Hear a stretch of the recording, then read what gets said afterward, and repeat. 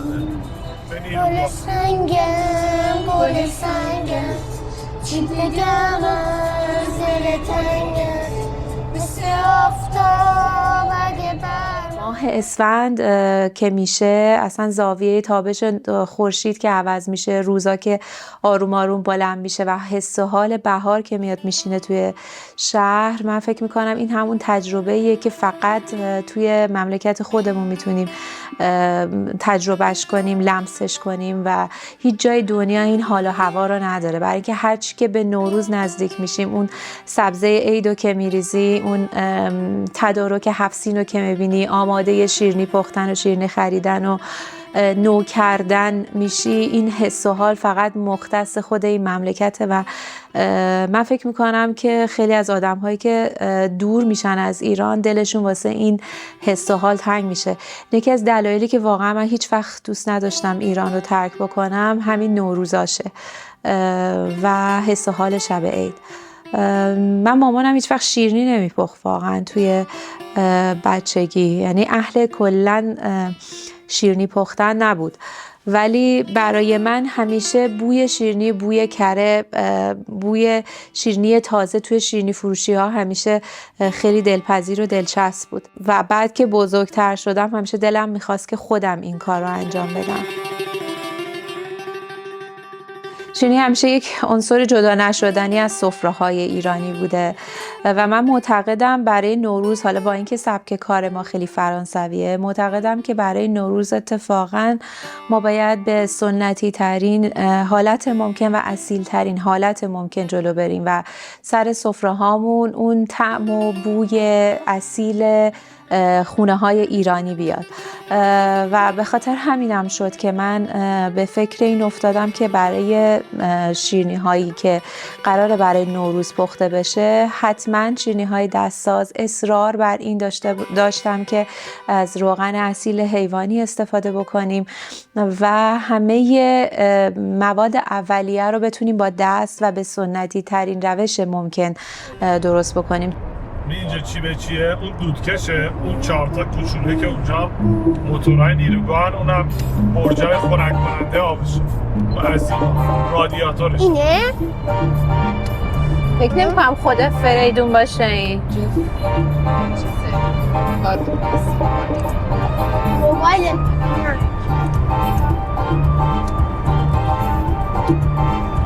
قزوین پایتخت بوده، اون سیستم پایتختی و اون چیزای در واقع بناهای صفوی اصفهان بعدن از قزوین تکرار شده. خیلیش زیاد تاریخ ماریخ ورود نکنیم، اینا شرم میشه. الان همین نخودچی مخودچی شیرینیا میگی الان نخودچیه نه، ولی بقیه رو هر شهری یعنی میرسه کی گفته این مال قزوینه، این مال ما، نون برنجی مال اینه، اون مال اونه. نون برنجی قزوین با نون برنجی کرمانشاه خیلی فرق، ولی کرمانشاهی‌ها میگن مال ماست.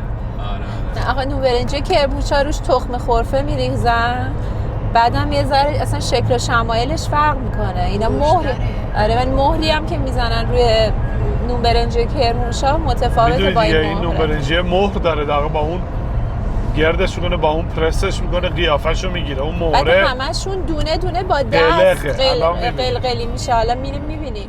قزوین اول از همه برای این انتخاب شد که برای اینکه من یه سری دوستای قزوینی هم داشتم که همیشه تعریف میکردن که ماماناشون شب عید که میشد، شب نزدیکای نوروز که میشد، خانمای حالا خانواده دور همدیگه جمع میشدن. عموما مادر بزرگ خانواده متولی این کار میشده و بقیه حالا یا عمه ها و زندایی ها به قول معروف یا خاله ها و مادر بزرگا دور هم دیگه همه جمع می شدن و شیرینی می پختن و خب این برای من این روایت خیلی جذاب بود.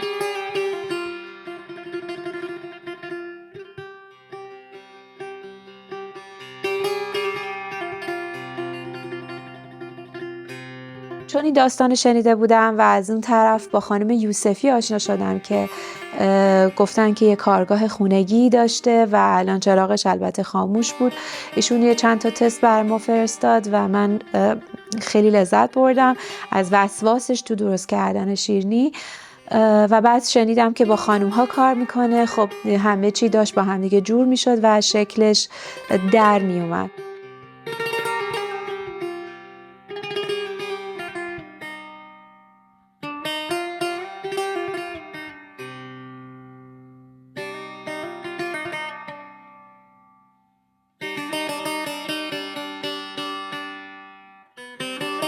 به واسطه این آشنایی خانم یوسفی و تیمش و شیرینی‌های قزوینی خب رفت آمد ما به قزوین بیشتر شد و من از اونجا باز بیشتر با فرهنگ و اصالت این شهر آشنا شدم. آشنایی به یک دفعه‌ای با آدم‌ها توی خیابون، آدمایی که یک دنیا خاطره توی چشماشون موج میزنه وقتی دارن از گذشته حرف میزنن، چشاشون پر اشک میشه و انگار که دارن جلوی چشماشون تمام تصویرها رو میبینن.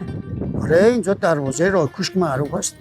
همین دروازه از اون موقع که ما کوچیک بودیم همینجوری بود، اینجا دو تا در داشت، دو لنگه در داشت اینجا. دراش هم چارگوش بود، مثل خودی این نبود، پشت این بسته میشه. بعد اون وقت اینجا دیدن اتاقایی که کوچیکی داشت، عوارض ورود از علاقه قاطر اسب میگرفتن، از آدمای کار نداشت.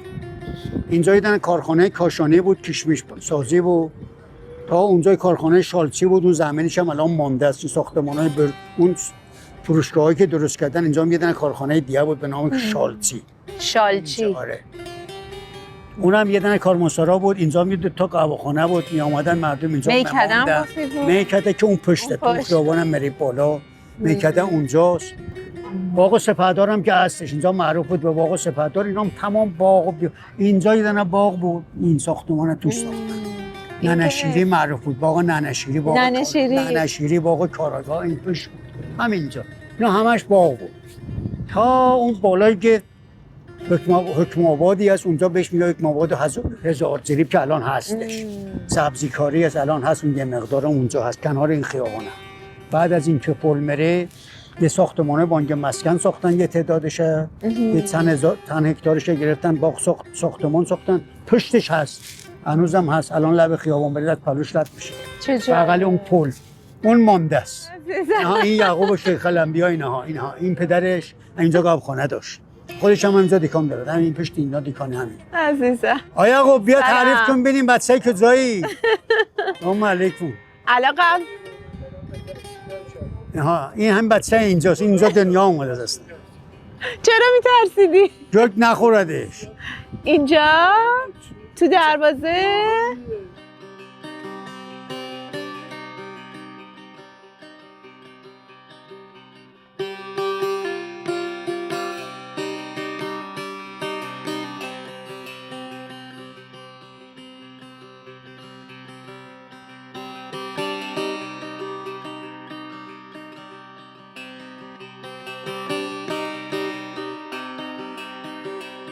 بغل املاکیه بود دیگه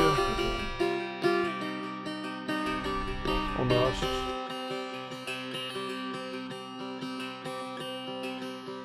سلام احوال شما؟ عزیزم یه شیرینی تو شما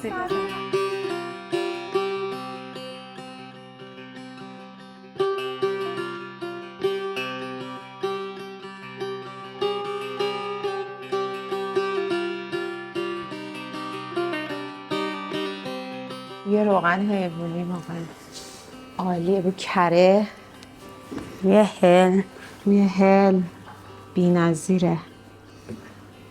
من امروز اینجا هیچ کارم سوپر استار این خانومان و خانم یوسف. شما استادی.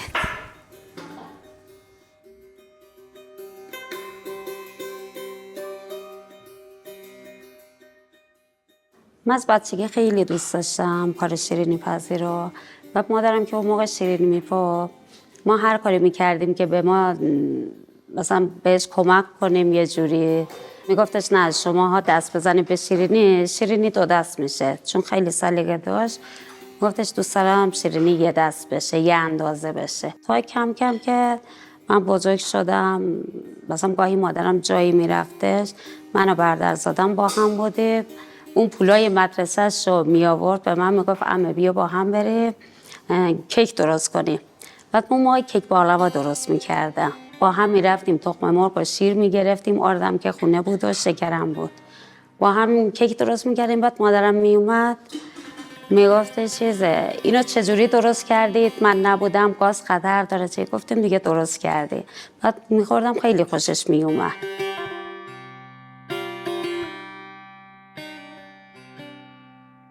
من تا وقتی که یادم میاد مادر بزرگم مادرامو با این قالب میزدم. خیلی هم جذابه. بعد گفتی که هیچکی هم کار کردن باهاش بلد نیست، فقط خوده. بله خودم. این برنجی قزوین در اصل با این قالب شناخته میشه. خیلی جذاب. منتها الان نیست، قیمتش خیلی بالاست. نقره است. آره همش نقره. بله. نه دورش نقره نیست. وسطش بله. بعد چون که قیمتش بالاست الان کار دستیات شده، این پلاستیکی رو درست کردن. ولی خب نمیاد کار اینو انجام بده پلاستیکی. دقیقاً. من با بابک سال 89 آشنا شدم، 24 سالم بود و تازه فارغ التحصیل شده بودم از دانشگاه و یه سری کلاس‌های شیرینی‌پزی هم میرفتم توی دانشگاه علمی کاربردی و برای توی خونه خودم شیرینی میپختم. اون سال تصمیم گرفتم که شیرینی نوروزی بپزم و شوی شیرینی بذارم و بفروشم به دوستان و آدم‌های نزدیک. اون سال با بابک حدود 150 کیلو شیرینی درست کردیم و به طرز خیلی جالبی اون موقعی که من کلاس شیرینی پزی میرفتم استادمون همیشه میگفتش که شیرینی نخودچی نمیشه با روغن سنتی حیوانی درست کرد، برای اینکه خیلی خمیرش شکننده میشه، کار کردن باهاش خیلی سخت میشه و حتما باید از روغنهای جایگزین، اون موقع روغن 50 همه استفاده میکردن که خب اصلا روغن مرغوبی نیست و یک مزه ماسیدگی عجیبی داره. خیلی اصرار بر این داشتن که حتما باید از این استفاده کنی وقتی به خصوص میخوای تو حجم بالا درست کنی. ولی من از اونجا که لجبازم همیشه میخواستم خودم تجربه کنم. اون سال با بابک توی آشپزخونه بابک اینا ما شروع کردیم شیرینی پختن و یک شوی شیرینی گذاشتیم و خیلی هم جذاب بود اتفاقا. ولی از سال 98 که ما کارمون رو شروع کردیم، سال نوروز 99 و نوروز 400 رو توی کارگاه خودمون دوباره شیرینی‌های نوروزی رو خودمون پختیم، با همون کره اصیل ایرانی پختیم. اتفاقا چالشی هم بود اما بی‌نظیر بود نتیجهش. آدم‌ها کامنتی که میدادن هیجان زده میشدن از طعم و مزه‌ای که یادآور خاطرات کودکی بود براشون. از سال 93 تا 96 تو خونه درست میکردم، سفارش میگرفتم. بعد از اونم 3 سال اومدم بیرون مغازه گرفتم که دیگه پسرم رفت سربازی. واقعا منم خیلی بهش وابسته بودم، دل و دماغش رو نداشتم. دخترم هم ازدواج کرد، کلا شیرینی پزی رو گذاشتم کنار. تا یکی از دوستان سال 401 بود اومدن گفتن یه خانمون هستن از تهران نمونه میخوان. من شیرینی رو درست کردم که بردم. بعد اومدن گفتن نه خانم شما، گفتن همین شیرینی رو میخوان، فقط کیفیتش هم همین باشه. و دیگه این شد که شروع آشنایی ما بود، ولی من خودشون رو ندیده بودم. با مدیرشون در ارتباط بودیم که شیرینی رو شروع کردیم. مدیرشون هم خوب به من نرسونده بود که خانم شبویوند خیلی تو روغن حساسه.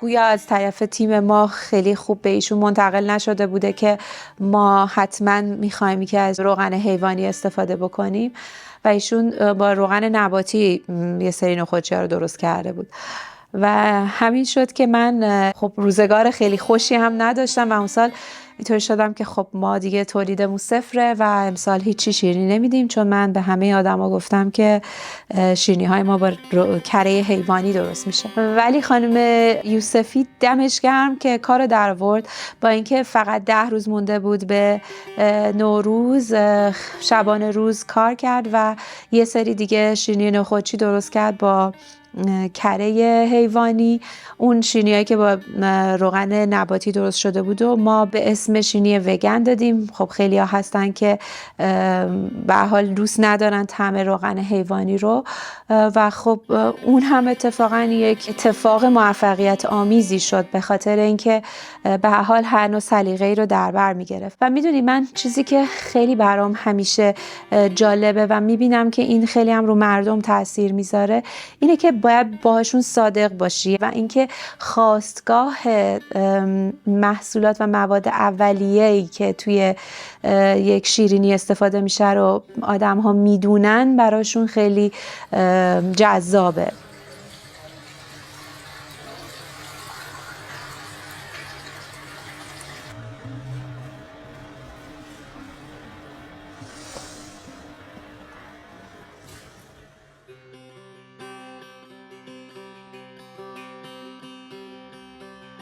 نارگیل ریشه ایرانی نداره ولی نارگیل سریلانکا یکی از مرغوب ترین نارگیل هاییه که در دنیا پیدا میشه.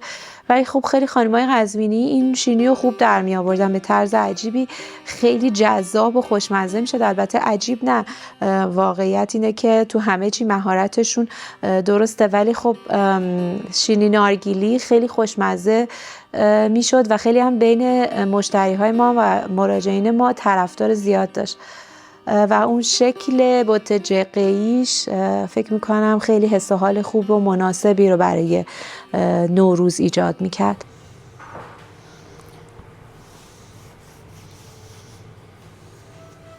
مراسمای عروسی مخصوصا پاتختیامون و باقلوای قزوین باشه. یه سری ها مثلا از مکه کربلا میان باقلوا دارن، شیرینی برنجی هم دارن. برنجی رو قزوین میگن عروس سفره نوروز. برنجیشون خیلی معروفه.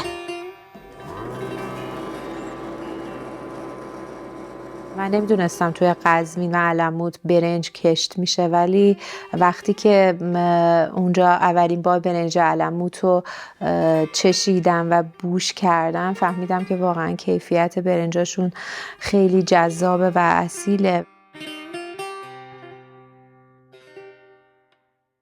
ما مهمان شروع میکنیم برنج آماده کردن. اول میشوریم تقریبا حدود 10 بار 15 بار برنج رو میشوریم تا کاملا سفید بشه. بعد حدود 12 ساعت خیس میکنیم، دوباره آبش رو خالی میکنیم، یه آب تازه میبندیم. بعد که برنج رو شستیم میریزیم تو کیسه که حدود 12 ساعت میمونه کاملا آبش میره. بعد دوباره در حالی که نمش رو گرفتیم میریزیم تو آسیاب با توری حریر آسیابش میکنیم. اینم خوش شدنش بازم دوباره نزدیک 2 هفته 3 هفته طول میکشه تا برنج خوش بشه. از پارچه حریر ردش میکنیم برای شیرینی برنجیامون. قزوین شیرینی برنجیاش خوبه ولی خونگیاش یه چیز دیگه است، چون از مواد درجه 1 استفاده میکنن. یه شیرینی هم که به دست مادر بزرگی قزوینی پخته بشه مشخصه چیه.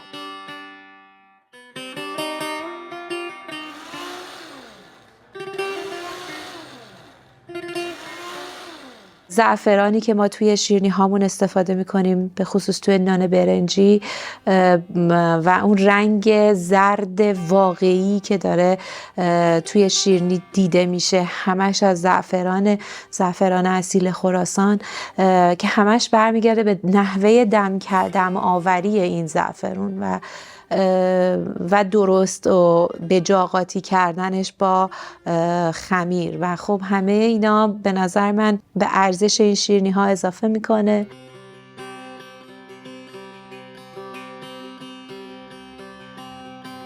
یعنی نازش از عروس هم بیشتره، خیلی ناز داره، باید خیلی دقت داشته باشی.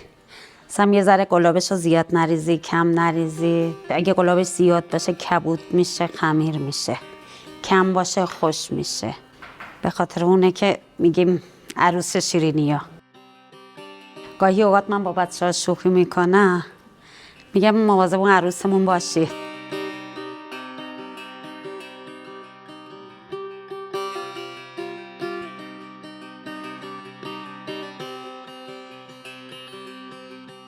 شیرینی برنجی که خب قدمت چندین و چند ساله داره و خیلی قزوینی ها روش پایبندن و خیلی هم به قول معروف روش تعصب دارن خانم های قزوینی به زدن نون برنجی با دست. اون مهر زدن روی تک تک این شیرینی ها خیلی کار سخت و وقت گیریه. خب همه اینا رو باید دونه دونه با دست، به قول معروف باید دستشون وزنه و ترازو هم باشه، برای اینکه دیگه به صورت خونگی وقتی کار میکنی ترازو دم دست نمیذارن خانوم ها، به قول خودشون دستشون ترازوه.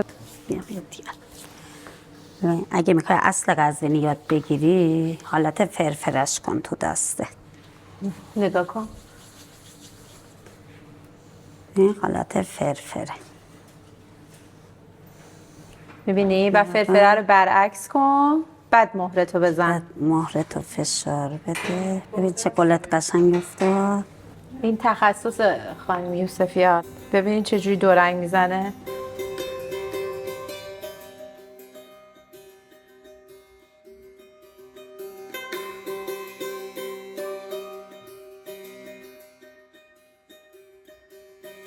پسته قزوین امسال من خیلی دوست داشتم که جزء شیرینی های ما باشه توی جعبه هایی که در واقع به عنوان نوروز دارن میرن توی خونه های مردم.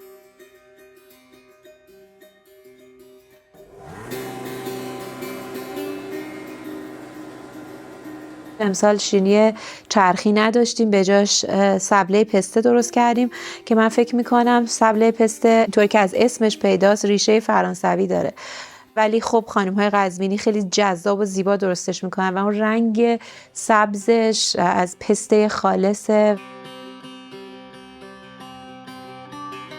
خب این سری خانم یوسفی این شیرینی رو به روش شیرینی برنجی پختش، یه تعدادیشو.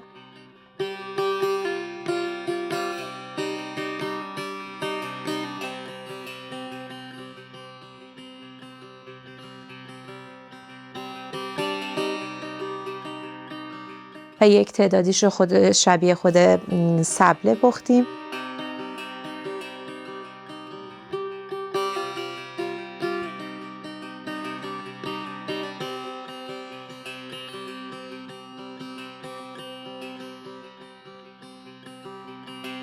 شیرینی نخودچی که خب نخودچی ممقان که خودمون پودرش میکنیم، با کره حیوانی قاطیش میکنی و بی‌نظیره به نظر من. شاید واقعا فقط تو بچگیام چنین طعمی رو تجربه کرده باشم و خیلی روش خودم تعصب دارم و غیرت دارم و خیلی هم دوستش دارم. اون عطر هلی که قاطیش میشه و بوی کره به نظر من خیلی خاصش میکنه.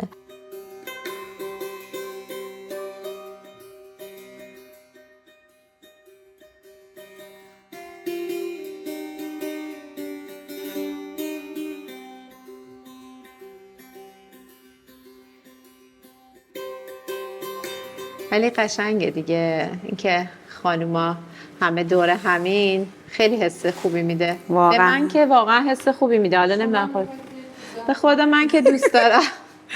ببین وقتی میگن، من همیشه اصلا شیرینی پزی را انداختم چون این کار رو دوست داشتم از صبح تا شب تو آشپزخونه باشم و شیرینی درست کنم. الان خیلی کم پیش میاد، یعنی به سختی میتونم وقت جور کنم که وقتمو تو آشپزخونه بذارم. الان وقتی درگیر به قول معروف بیزنس میشی، کار که گنده میشه اون لذت هم میره، ولی من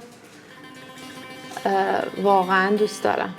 من این اتفاق و این همکاری رو در واقع فقط به چشم یک پروژه نوروزی و کمک کننده به کسب و کار خودم نمیبینم. یعنی واقعیت اینه که ما اگه شیرینی ها رو تو کارگاه خودمون تولید بکنیم، شرایط برای ما خیلی ایدئال‌تر و راحت‌تر میشه. همین رفتن و سفر کردن خیلی برای ما به لحاظ هزینه‌ای سنگین تموم میشه، اما هر سفر یه تجربه است و تجربه هایی که ما توی این رفت آمدها به دست میاریم و این در واقع جونی که به کسب و کارهای کوچیک داریم میدیم، فکر میکنم که خیلی راضی کننده تر هست و این چیزیه که من دنبالشم. وقتی بهش نگاه میکنم میبینم که ما هممون باید پشت همدیگه باشیم. من هم یه روزی از توی خونه کارم رو شروع کردم و باور دارم که این زنها با تمام عشقشون و با تمام تواناییشون دارن این کار رو انجام میدن و همین که از محیط خونه جدا میشن و یک کاری رو با دلشون انجام میدن، به نظر من اتفاق جذابیه.